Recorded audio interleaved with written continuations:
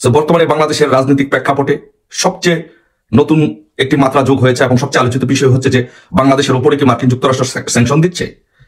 আর এই গ্লোবাল ভিলেজে আমরা জানি যে একটি দেশ আরেকটি দেশের উপর নির্ভরশীল এবং একটি দেশের সাথে আরেকটি দেশের অনেক বিষয় নিয়ে ব্যবসা বাণিজ্য অনেকগুলো বিষয় সম্পৃক্ত থাকে। তো সেই প্রেক্ষাপটে যদি মার্কিন যুক্তরাষ্ট্র যদি বাংলাদেশের উপর স্যাংশন দেয় তাহলে বাংলাদেশের ভবিষ্যৎ কোন দিকে যাবে এবং বর্তমানে যে আমাদের যে বাংলাদেশে যে অবৈধভাবে দখলকারী মোহাম্মদ ইউনূস তার অবস্থা কি হবে, তার ভবিষ্যৎ কি হবে। তো এইগুলো নিয়ে সারা বিশ্বে বাংলাদেশ ও সারা বিশ্বে বাংলা ভাষাভাষীদের মধ্যে আলোচনা হচ্ছে এবং প্রত্যেকটি বাঙালি এই বিষয়টি নিয়ে কনসার্ন, দেশপ্রেমিক প্রত্যেকটি মানুষ এই বিষয়টি নিয়ে কনসার্ন।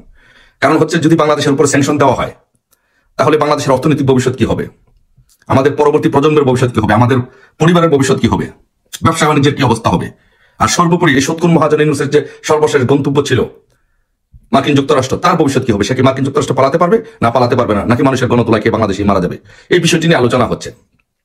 এই বিষয়টি আলোচনার মাত্রাটি আরেকটু বৃদ্ধি পেয়েছে যখন সাম্প্রতিককালে এনডিটিভিতে একটি নিউজ হয়েছে এবং সেই নিউজে প্রতিবেদনে একজন আমেরিকান ভারতীয় বংশোদ্ভূত একজন আমেরিকান, তার নাম হচ্ছে ডক্টর ভারত বরাই, উনি একটি সাক্ষাৎকার দিয়েছেন এবং উনি বলেছেন যে ওনার বক্তব্যটা এনডিটিভিতে ঠিক এইভাবে আসছে যে Indians Americans two urge Trump administration for sanction against Bangladesh. So তার মানে হচ্ছে উনি যেটি বলতে চাচ্ছেন যে আমেরিকাতে বসবাসরত যে ইন্ডিয়ানরা আছেন ওনারা ট্রাম্প অ্যাডমিনিস্ট্রেশনের কাছে আবেদন করবেন যে বাংলাদেশের উপরে স্যাংশন দেওয়ার জন্য। যেহেতু মার্কিন যুক্তরাষ্ট্রের রাজনীতিতে আমেরিকানরা একটা বিশাল প্রভাব বিস্তার করে, আর সেটি যদি হয় তাহলে এনডিটিভির প্রতিবেদন অনুসারে সেটি যদি হয় তাহলে বাংলাদেশের ভবিষ্যৎ কি হবে, তাহলে আমাদের দেশটির ভবিষ্যৎ কি অন্ধকার, তাহলে আমাদের দেশটির কি স্যাংশন দিয়ে আসছে, আমাদের দেশে কি দুর্ভিক্ষ হচ্ছে। এই বিষয়গুলো নিয়ে আজকে আমরা চিন্তিত, সারা বাংলাদেশের মানুষ আজকে চিন্তিত এবং বিশ্বের বিভিন্ন দেশে যারা বসবাসরত আছে প্রত্যেকটি মানুষ এই বিষয় নিয়ে চিন্তিত যে আমাদের দেশটি কোথায় যাচ্ছে। এমন একটি সুন্দর দেশ এই সুৎখোর মহাজন ইউনূস কোথায় নিয়ে যাচ্ছে। তারপরে আপনারা জানেন যে এটি সবার কাছেই পরিষ্কার যে হিলারি ক্লিন্টন হচ্ছে সুৎখোর মহাজন ইউনূসের খুব ঘনিষ্ঠজন এবং ক্লিন্টন ফাউন্ডেশনে ইউনূস নিয়মিত ডোনেট করতেন। তো সেই জন্য ডোনাল্ড ট্রাম্প ইউনূসের প্রতি সভাপতি, যেহেতু তার প্রতিপক্ষ, তার এন্টি, এই জন্য ডোনাল্ড ট্রাম্প তার নির্বাচনের আগে তার টুইটারে, যেটি এখন এক্স হয়ে গিয়েছে, এখানে বলেছে সে নিজেই বাংলাদেশে যে বসবাসরত মাইনরিটি আছে তাদের উপরে যে হামলা হচ্ছে, তাদের উপরে যে আক্রমণ হচ্ছে, তাদের বাড়িতে যে আক্রমণ হচ্ছে, ব্যবসা বাণিজ্য যে আক্রমণ হচ্ছে, তাদের বাড়িতে যে আগুন দেওয়া হচ্ছে, এগুলো নিয়ে ডোনাল্ড ট্রাম্প নিজেই তার টুইটারে বর্তমান এক্সে সে কনসার্ন প্রকাশ করেছে। সে বলেছে যে কমলা হ্যারিস যদি নির্বাচিত হয় তাহলে এটি দেখাশোনা করবে না, কারণ যেটি জো বাইডেন যেটি করেনি। সে তার এটি একটি নির্বাচনী প্রতিজ্ঞা বলতে পারেন বা ম্যানিফেস্টো বলতে পারেন যে সে বলেছে, ডোনাল্ড ট্রাম্প বলেছে সে যদি ক্ষমতা আসে তাহলে সে এটি ভালোভাবে এটি দেখবেন, বাংলাদেশের যে মাইনরিটি আছে তাদের অধিকারগুলো নিয়ে সে কথা বলবেন এবং দেখবেন। তার মানে কি? তার মানে হচ্ছে যে আমরা যদি এনডিটিভির সাক্ষাৎকারে ভারত ভরাই যেই কথা বলেছেন এবং টুইটারে যে ডোনাল্ড ট্রাম্প যে কথা বলেছেন, এই দুটি বিষয় যদি আমরা একত্রে করি, বিশ্লেষণ করি, এবং আরেকজন ব্যক্তি কিন্তু একটি কথা বলেছেন যে ডোনাল্ড ট্রাম্প প্রেসিডেন্ট হিসেবে শপথ নেওয়ার পরে নতুন যে মার্কিন গোয়েন্দা সংস্থার পরিচালক হিসেবে যে দায়িত্ব নেবেন, প্রধান হিসেবে দায়িত্ব নেবেন, সেও কিন্তু একজন হিন্দু এবং ইন্ডিয়ান বংশোদ্ভূত, সেও এই ব্যাপারে তার কনসার্ন প্রকাশ করেছে। তার মানে সমগ্র বিষয়গুলো যদি আমরা একত্রে আলোচনা করি, সমগ্র বিষয়গুলোকে যদি আমরা বিশ্লেষণ করি, তাহলে দেখবো যে বাংলাদেশের উপরে মার্কিন যুক্তরাষ্ট্রের স্যাংশন কিন্তু আসছে। তো মার্কিন যুক্তরাষ্ট্রের স্যাংশন যদি বাংলাদেশের উপরে ধেয়ে আসে তাহলে কাদের উপরে আসবে, কারা আক্রান্ত হবে। দেখেন, প্রথম যদি আপনি বলেন যে ব্যক্তি পর্যায়ে স্যাংশন আসবে, সেই ব্যক্তি পর্যায়ে হবে, উপদেষ্টারা হবে আসিফ, নাহিদ, মাহফুজ, যারা বাংলাদেশের একটি জঙ্গি রাষ্ট্র বানাতে চাচ্ছে, যারা হিন্দুদের উপরে হামলা করার জন্য উস্কে দিচ্ছে। ইউনূসের উপরে আসবে, সুৎখোর মহাজন ইউনূসের উপরে আসবে, কারণ তার নেতৃত্বে এগুলো হচ্ছে। তারপর প্রতিষ্ঠান হিসাবে যদি বলেন যে বাংলাদেশ আর্মির উপরে আসবে, আর্মির উপরে যদি আসে সেটি কি হবে, জাতিসংঘ সহ যত আন্তর্জাতিক মানবাধিকার সংস্থা আছে সেই শান্তিরক্ষা মিশন থেকে বাংলাদেশ আর্মিদেরকে ফেরত পাঠানো হবে, বা নতুন করে ওখানে কোনো শান্তিরক্ষা মিশনে নেওয়া হবে না। কারণ এখানে এনডিটিভিতে যে সাক্ষাৎকার দেওয়া হয়েছে সেই সাক্ষাৎকারে এই কথা বলা হয়েছে, যে নিউজ প্রতিবেদনটি সেখানে বলা হয়েছে যে এই ইউনূস হচ্ছে একটি মিলিটারি ব্যাকড গভর্নমেন্ট, এটি হচ্ছে একটি পাপেট গভর্নমেন্ট, স্পষ্ট করে এখানে বলা হয়েছে। তার মানে হচ্ছে আর্মি তাদের এই ইউনূসকে ব্যাকআপ দিচ্ছে, তার মানে পুরোটা দোষ আর্মির উপরে চাপানো হচ্ছে, তার মানে আর্মির উপরে সেই স্যাংশনগুলো আসবে।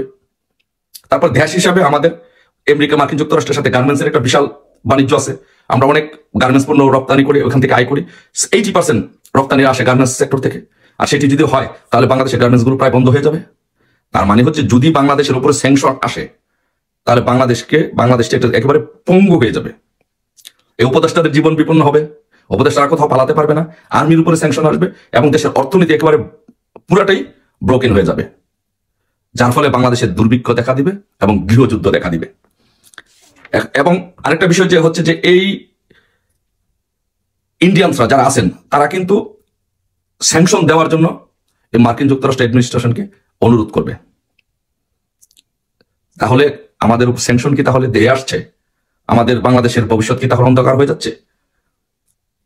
আমরা কিভাবে থেকে বাঁচতে থেকে আমরা যে আরেকটি জিনিস লক্ষ্য করি, দেখি যে 10 তারিখে শহীদ নূর হোসেন দিবস উপলক্ষে যে আওয়ামী লীগ যে মিছিল করতে চেয়েছিল, বিক্ষোভ মিছিল, এবং নূর হোসেনের প্রতিকৃতিতে পুষ্পস্তবক অর্পণ করতে চেয়েছিল, সেখানে যেভাবে নির্বিচারে আওয়ামী লীগের নেতাকর্মীদের উপরে হামলা করা হয়েছে, নারীদের উপরে হামলা করা হয়েছে, মুক্তিযোদ্ধাদের উপরে যেভাবে হামলা করা হয়েছে, বৃদ্ধ মুক্তিযোদ্ধাদের উপরে, এই বিষয়গুলো যখন অ্যামনেস্টি ইন্টারন্যাশনাল যখন দেখেছে, অ্যামনেস্টি ইন্টারন্যাশনাল এই ব্যাপারে কনসার্ন প্রকাশ করেছে এবং বলেছে অ্যামনেস্টি ইন্টারন্যাশনাল বাংলাদেশের সবার right, freedom speech, freedom of movement এগুলো প্রকাশ করার মতো স্বাধীনতা দিতে হবে, তারা কনসার্ন প্রকাশ করেছে। তাহলে বুঝেন যে বাংলাদেশের অবস্থা এখন কোন দিকে যাচ্ছে।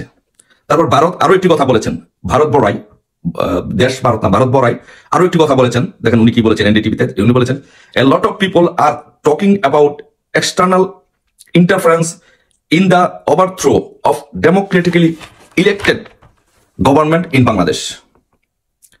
তিনি আরো বলেছেন যে some people think that the Democrats engineer the coup in Bangladesh in their countries both Bangladesh and Pakistan. তার মানে উনি ওই এনডিটিভি আরো বলেছে যে এই বাংলাদেশের আওয়ামী লীগ সরকারকে উৎখাত করার জন্য এই ডেমোক্র্যাটরা কাজ করেছে, সহযোগিতা করেছে। তার মানে হচ্ছে ডোনাল্ড ট্রাম্প স্পষ্টতই এর বিপক্ষে অবস্থান নেবেন, এই ইনু সরকারের বিরুদ্ধে অবস্থান নেবে এবং বাংলাদেশে স্যাংশন দিতে পারে। যদি বাংলাদেশে স্যাংশন দেয় তাহলে আমাদের দেশে ডেফিনেটলি একটি দুর্ভিক্ষ দেখা দিবে এবং গৃহযুদ্ধ দেখা দিবে, আফগানিস্তানের যে একটি ভয়াবহ অবস্থা হবে বাংলাদেশে। তাই আমি বলবো এই অবস্থা আমরা কখনো চাই না, এটা কখনো আমাদের দেশের জন্য কাম্য হতে পারে না। আমরা এই দেশটাকে ভালোবাসি। তাই আমি মনে করবো বাংলাদেশের প্রত্যেকটি নাগরিকের, আবারও বলছি আমি, বাংলাদেশের প্রত্যেকটি নাগরিকের উচিত হবে আসুন সম্মিলিতভাবে, সম্মিলিত প্রতিরোধের মাধ্যমে এই দখলদার সুৎখোর মহাজন ইউনূসকে, অসাংবিধানিক সুৎখোর মহাজন ইউনূসকে বাংলাদেশ থেকে বিতাড়িত করে বাংলাদেশে গণতন্ত্র পুনঃপ্রতিষ্ঠা করি, অর্থনৈতিক চাকাকে আবারও সচল করি, বাংলাদেশের মানুষের ভাগ্যকে আবারও উন্নয়নের ধারায় ফিরিয়ে আনি। আসুন সকলে মিলে 71 সালে যেভাবে ঐক্যবদ্ধভাবে আমরা পাকিস্তানের হাত থেকে বাংলাদেশকে রক্ষা করেছি, এখনো সেই সুৎখোর মহাজন ইউনূসের হাত থেকে এই দেশটিকে রক্ষা করি। নয়তোবা এই দেশে দুর্ভিক্ষ দেখা দিবে, নয়তোবা এই দেশে গৃহযুদ্ধ দেখা দিবে। এই সুৎখোর মহাজন ইউনূস কিন্তু বাংলাদেশ থেকে হাজার হাজার কোটি টাকা কিন্তু উনি সামাজিক ব্যবসা করার জন্য পাচার করে ফেলবে। অলরেডি উনি হাজার হাজার কোটি টাকা পাচার করেছেন হুন্ডির মাধ্যমে পৃথিবীর বিভিন্ন দেশে এই সামাজিক সুদের ব্যবসা করার জন্য। এখন উনি নির্দ্বিধায় গ্রামীণ ব্যাংকের কর্মকুফ করে দিয়েছেন, নির্দ্বিধায় উনি বিশ্বে টাকা পাচার করে উনি সারা বিশ্বে সামাজিক ব্যবসা করবেন। বাংলাদেশের মানুষের আজকে ভাগ্য নিয়ে এই সুৎখোর মহাজন ইউনূস ছিনিমিনি খেলছেন। বাংলাদেশের মানুষের হাতে আজকে উনি ভিক্ষার থালা তুলে দিচ্ছেন। তাই প্রিয় দেশবাসী, আসুন সকল ঐক্যমত্যের ভিত্তিতে আমরা বাংলাদেশের গণতন্ত্র পুনঃপ্রতিষ্ঠা করি। যেভাবে 1971 সালে আমরা তাদেরকে পরাজিত করেছিলাম 71-এ, যেভাবে আমরা পাকিস্তান হানাদার বাহিনীকে পরাজিত করেছিলাম, একইভাবে আসুন সুৎখোর মহাজন ইউনূসকে পরাজিত করে দেশে গণতন্ত্র প্রতিষ্ঠা করি, শান্তি ফিরিয়ে আনি। সবাই ভালো থাকবেন।